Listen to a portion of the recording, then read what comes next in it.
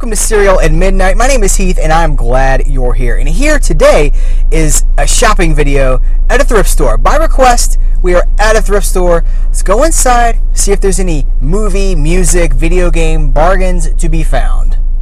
This is Future Heath on the narration. I will be your captain today. Sorry about the distortion on the audio in the car. I've yet to figure out how to record audio in the car without it distorting. Here are the DVDs. They actually have about four. Every side of this shelf has DVDs on it. These are the TV show sets. They're a little pricey for me. They're only like $4, but for a thrift store, that's a little high. This is a Mill Creek Western collection that I was interested in. Some movies on here that I'm not sure if I have or not, but of course, one of the discs was badly scratched, so I left it. You see some of these titles at every thrift store that you go to, like Collateral Damage is very common. This is interesting though. Here is a Disney Channel holiday DVD. It's all the Christmas episodes of Disney shows from the early 2000s, Kim Possible, Sweet Life of Zack and Cody, Even Stevens, things like that. These shows never really, I don't think, got a proper DVD release, so that probably is kind of rare, and maybe I should have picked it up, but I did not. And here you got Bad Boys. That's very common at these places too. But I wanted to point out this. Showdown in Little Tokyo is a fantastic movie with Dolph Lundgren and Brandon Lee, who's Bruce Lee's son. I have it on Blu-ray and on DVD, so I just left that for somebody else. But that's an example of a bargain you can find. Kind of the cool things. Ali and AJ. Okay, I wish that I bought this. This was a duo that was signed to Hollywood Records, which was a Disney company. AJ Michalka is on the Goldbergs. She's Lainey, and I'm a big fan, and I probably should have picked that up. This was just too bizarre and absurd. This is a DVD talking about how Harry Potter is evil, and if you've seen my Turmoil in the Toy Box video, you know that's kind of a soft spot for, not a soft spot, a sore spot for me. It's ridiculous. I'm still looking for a good copy of Dickie Roberts' former Child Star. Every time I find one of these in a thrift store, it's scratched up. So the search continues because this one also was scratched up. These are the video games. They have nothing super interesting, and I don't have an Xbox 360, so a lot of this stuff was useless to me. But you know, there's like Wii Fit. You always see that. These are sports games from 10 years ago or more that nobody wants, because who wants old sports games? Max Payne caught my eye here for the PlayStation 2, but wouldn't you know it, there was no disc inside. And here's the checkout line. This was like a 10-minute wait to check out, it was so busy. And with that, I'm going to pass it back to Past Heath. All right, guys, we are back in the movie dungeon. I have to admit, that was a really difficult experience. That was kind of a learning experience for me. I've never done a thrift store video, like a shopping video before. And learning experience for me, definitely, because it was later in the afternoon. I think it was about 3 o'clock in the afternoon. That place was packed, and every single time I turned the camera on, somebody was in the shot. Somebody was like, it was like a butt in the shot, and it was just really hard. I did not even get to look at the CDs. We talked, like I said, let's look at some movies, video games, CDs, whatever. I didn't even get to look at the music because every time I went over there by the CDs, somebody was standing directly in front of them, which means not only could I not look, but I certainly couldn't film. So I guess that's why a lot of people do their thrift store videos early in the morning as soon as those places open up. Lesson learned for me. I did pick up 5 titles from the thrift store. First off, I picked up Leroy and Stitch. This was a, I don't think I've ever seen this. This was a 2006, I want to say, Disney Channel movie. There was a Lilo and Stitch TV series, like an animated series at the time too, like after Lilo and Stitch got popular.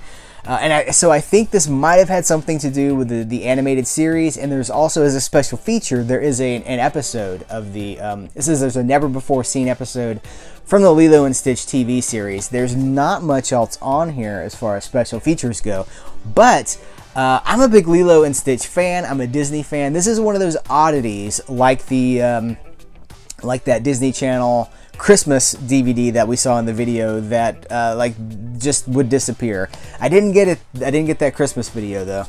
Kind of wish that I had. Here's something interesting. I got the Saturday Night Fever Staying Alive double feature. I have Saturday Night Fever on Blu-ray. I have the most recent version too, which I think is the 40th anniversary remaster. I believe it's a 4K remaster of the movie. So I didn't need that, but I did want Staying Alive There is a single disc version of Staying Alive that's not expensive. I think it's like maybe $6. But this particular double pack is out of print, and I don't know, I thought it would just be kind of neat to have. This way I get my copy of Staying Alive, and I also have a DVD copy of Saturday Night Fever. It's a 2-disc set, so each movie is on its own disc. So, you know, a couple bucks, I think it was worth it. I picked up the Saturday Night Live Best of Alec Baldwin set. I used to have a bunch of these Best of Saturday Night Live sets or DVDs, and I thought that at some point they would probably start doing bigger collections of them. You know, they did the first 5 seasons of the original Saturday Night Live in big season sets, and I thought at the time, this was at least 10 years ago, I thought at the time that they'd probably issue season sets of later seasons of the show, and it just never happened. So I am slowly rebuilding my Saturday Night Live collection. I think I have maybe 6, maybe 8. I don't have a ton, whereas I used to have like 15 or 20 of them that just like traded them in over time. So I'm rebuilding them. Alec Baldwin was a great host on Saturday Night Live. This is the best of his stuff. I believe there's a Canteen Boy sketch on here. Canteen Boy, have you ever had a mimosa?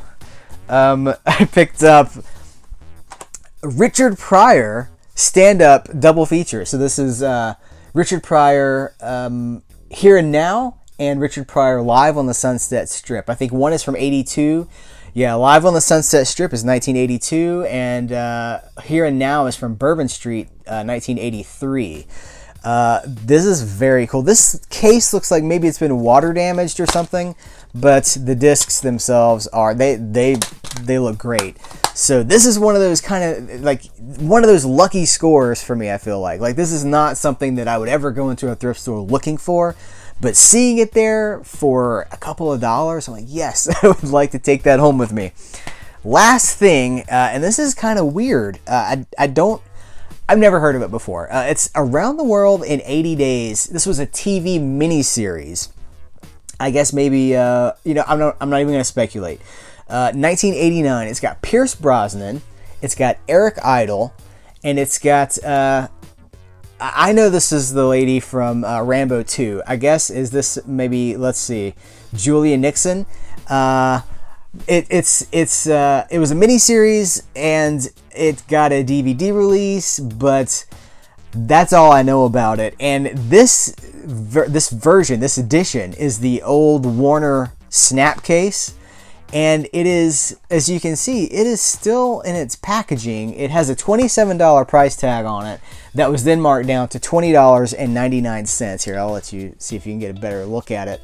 That is James Bond as this guy in Around the World in 80 Days. Eric Idle, though, like Eric Idle from Monty Python, like I'm actually really interested in watching this. But here's the thing, like I picked this up because I was like, oh, it's like a brand new DVD. It's $2. I'll check that out. It's 280 minutes long, so it's the full miniseries. But I got to looking things up on the internet, and it looks like new copies of this.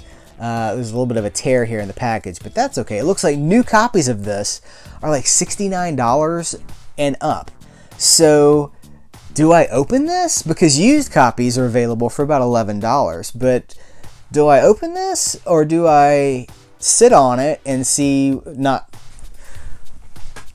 Do I open this, or do I just hang on to it in its package because it's now like a collectible? Like, this is a DVD that has survived about 20 years, still in its packaging, right? So I don't know what to do with it. You can get a new copy of this thing for like $9. I'm curious to watch it, but I just don't know. So that was my haul. It's not a big haul.